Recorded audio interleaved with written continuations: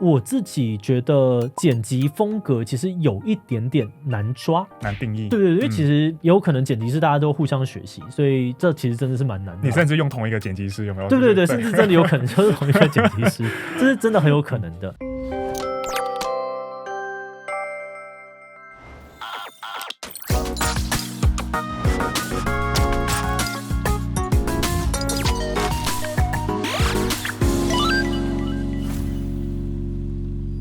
Hello， 大家好，我是志祺。那又回到我们志祺今天不读稿这个系列了。那在这个系列里面呢，我就不会看稿，改用轻松聊聊的方式讨论可能像是网红圈啊、YouTube 或者是网络上面的一些热门话题。好，那今天我们要讨论的东西是最近有点热的 YouTube 抄袭争议。因为每隔一阵子，我们就会在 Dcard 啊其他地方看到某某 YouTuber 就会爆出一些抄袭争议，像是什么影片主题模仿其他人啊，或是缩图一模一样之类的。那甚至连老高嘛，前阵子他也被爆说有类似的争议。所以今天就来问问志祺，YouTube 圈到底怎么了？贵圈真乱，怎么好像每个人在抄来抄去的？讲得好像你自己不是这个圈一样。好，那这期呢，我们就会来讨论为什么 YouTuber 常常爆出抄袭的问题，然后二创抄袭要怎么样分，然后法律上面又是如何看待的。不过在开始今天讨论之前呢，先让我们进入到工商服务时间。面对家里精力旺盛的3到6岁小朋友，有什么游戏可以吸引他们注意，又能够让爸妈轻松参与不费力的吗？你在找的就是这一本《盲狗狗在哪里？环岛之旅》。这是一本充满寻宝乐趣的图文书，结合小朋友最喜欢的交通工具，让孩子在阿里山小火车、桃园机场、富冈渔港等8个台湾味的景点当中，寻找隐藏在里面的盲狗狗以及指定的物件。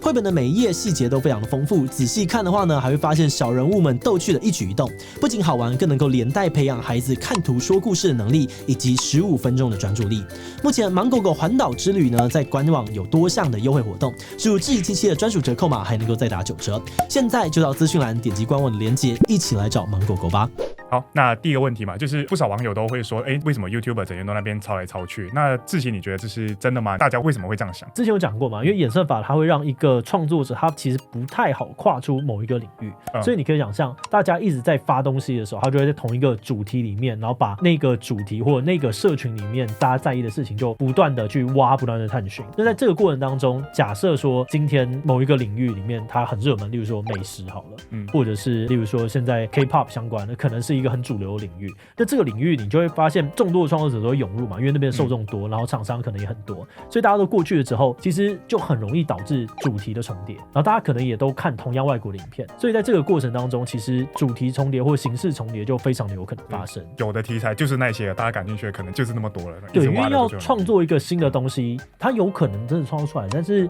它就不会被推出来啊，所以你也看不到。我觉得蛮容易的啊。那像是我们自己为例好了，我们是做时事的嘛，时事以台湾的社群来说，会被主流媒体推到大家讨论很热的东西，其实真的就是那些。对，所以你很容易看到同样的主题在每一个时事相关的频道里面都反复的出现。所以我觉得这个是单用主题来讨论抄袭的话，其实是比较难的啦。那如果不是用主题来看的话，怎么样才算抄袭？因为以前大部分爆出的抄袭争议，除了主题之外，他们也会说，某某 YouTuber 你怎么连缩图啊、你的剪辑风格啊什么都跟别人一模一样？那这个是可以当做一个抄袭的判断吗？我自己觉得剪辑风格其实有一点点难抓，难定义。对对对，因为其实有可能剪辑师大家都互相学习，所以这其实真的是蛮难的。你甚至用同一个剪辑师有没有？对对对，甚至真的有可能就是同一个剪辑师，这是真的很有可能的。不过我想要聊聊的是，我自己去看的话，我通常会找几件事情。第一个是，我觉得创作大概有3个元素，包含了像是主题、角色还有形式。我会用这3个东西有没有完全重叠来判断。可能在主题的面上，我们刚刚就讲到了，可能例如说武道它是一种，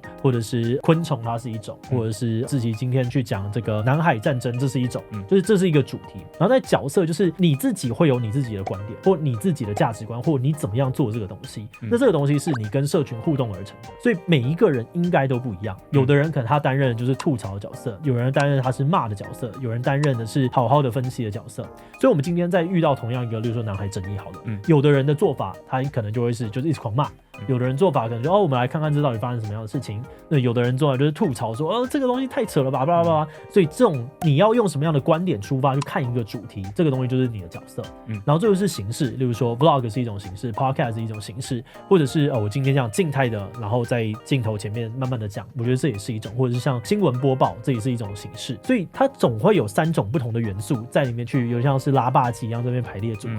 也因此我觉得我自己去判断抄袭的话，我会从这3个个面上它占据的比例到底有多少，有没有重叠，而不会单看说它主题一样就会判定说它其实就是抄袭。那另外我觉得比较好抓的其实是那种内容面的完全的抄袭，就是它可能真的是用字遣词，然后它资料来源，然后你编排的结构，或者是你可能哪边讲什么话都是高度相像的，这个东西我觉得它就是很明确，它就是会是抄袭的一种。就是你可能其他2个不一样，但你其中一个相似程度太高了，那可能也有一点这个疑虑上。我觉得它高要真的高到很高，因为你说主题这个东西是很容易真的很高的，但是你如果连用字或者是就是你这个人是不是一个有角色，就是你的观点是不是完全被复制过去的，这点东西我觉得是有可能不一样。但即便是这样，就是有的人我可能今天我看到说，我觉得这3个它都超级吻合的，我觉得这好像是抄袭，可是这时候就会有些可能粉丝或是 YouTuber 自己出来就会解释说，这不是抄袭嘛，这其实是二创。那抄袭跟二创它的差异到底在哪里？二创还是有很多种可能像是你说致敬或者是戏仿等等。那我们比较讲的细一点的话，就是致敬是因为你很喜欢那个作品，所以你用了一个比较赞美的角度，或者是用自己的方式去重新诠释它。例如说很多的功夫片，我们会去致敬可能李小龙，模仿一些衣服或者姿势等等。那像是戏仿的话，它可能就是不只是想要重现，而是想要加上一些自己的创意或者是一些趣味性，然后来达到一些好笑的效果。例如说阿迪他可能去模仿这个就是要对决的封面，又或者是我们跑去模仿这个魔弹比尔，这个东西可能都算是比较像是戏仿的那一块。那另外抄袭就是没有自己的创意，然后它同时呢也不会暗示或者是告诉大家原作者是谁。所以通常我们大家会去讲说你有没有致敬，是那个东西它是一个共识。就是那个东西可能是一个社群上大家就是光看到这个东西你就知道它是什么的，你就知道它不是他自己发明的。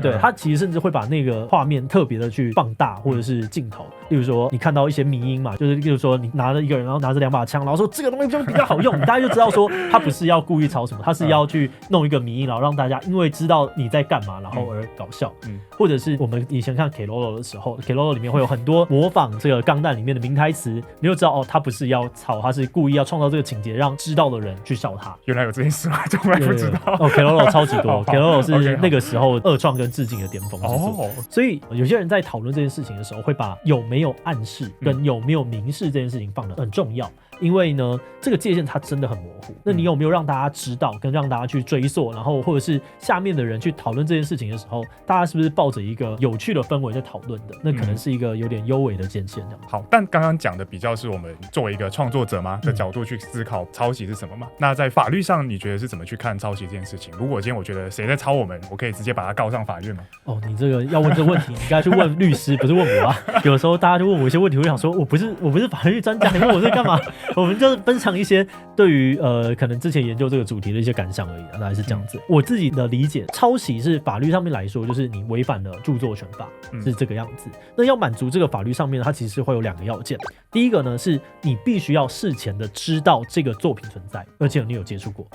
然后第二个呢是这2个创作之间要在表达上面实质近似，就是表达。因为著作权它不是在保护一个概念，它是保护的事情是你有了这个概念之后你怎么把它表达出来，所以这个可能跟很多人的理解上面是有一点点差别的。什么叫概念？什么叫表达？概念就是一只会发电的老鼠什么东西？这个是概念。好，但是实质相似就是它是一只老鼠，然后它会站起来，然后它这边有红红的脸颊，它会发10万伏特，然后之后后面有一个可能闪电型尾巴，这是表达。这个就是一个表达的形式，从概念变成了表达形式。它是保护的是后面这个东西，而不是说别人就不能再创造出一只会发电的老鼠。大概是这种感觉。那其实这样有懂吗？有懂，好窄哦！为什么每一集都那么窄？然后我很窄，好，没有我很窄。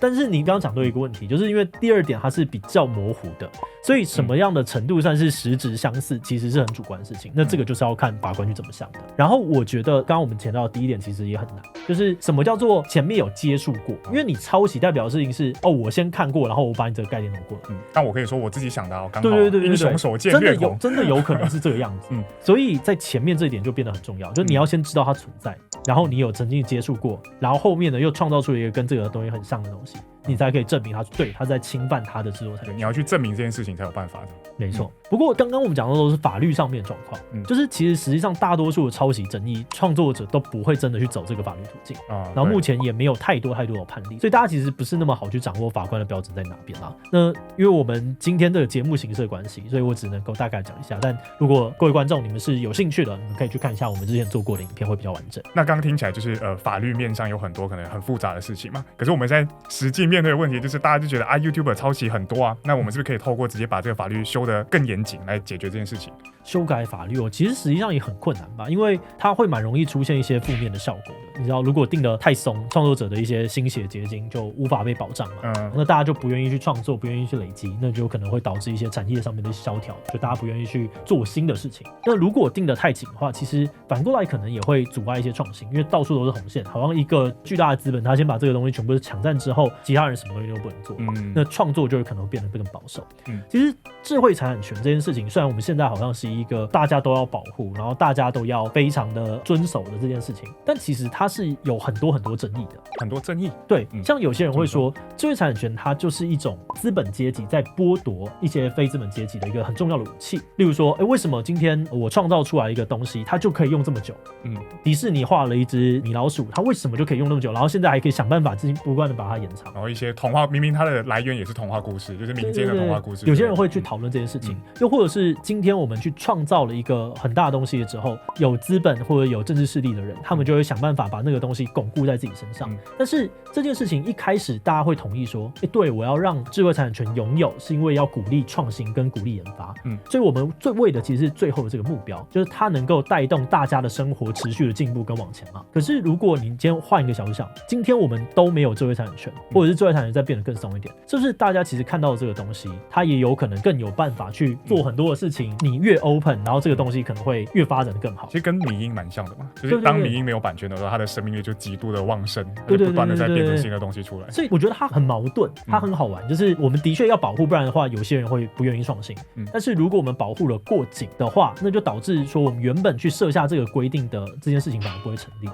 所以我自己是认为大家可以先放下一个智慧财产权的成见，就是我们认为说对，我们就一定要捍卫，我们就一定要怎么样。去了解一下从古至今智慧财产权产生过的争议，然后为什么有些人反对智慧财产权，为什么 CC0 这件事情会被那么多的人去倡议。我觉得这件事情是非常好玩的，很有趣，真的蛮有趣。对，它是一个没有这么非黑即白的。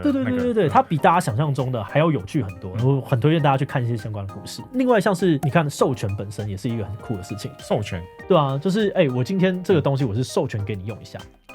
你不觉得这个概念很酷吗？什么时候跑出权利的概念？我今天这个东西拿给你，我还是限制说你只能够飞上用我只能给你个人用，明明是一样的东西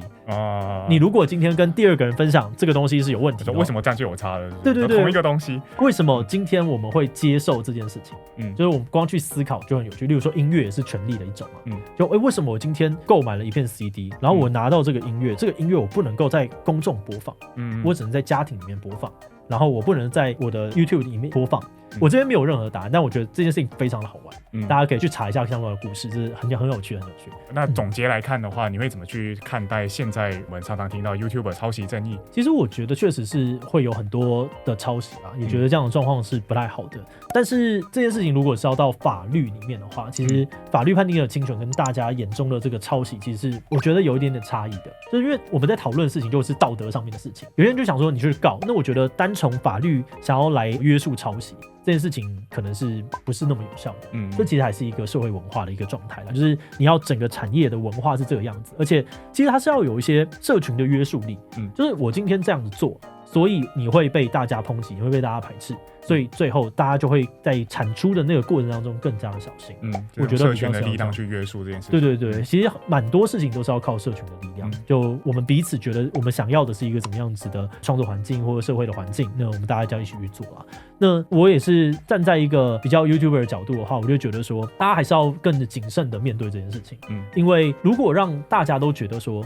这里面其实大家就是互相吵来吵去，那其实我们创作的那种活水或者那种新鲜感其实就不见了。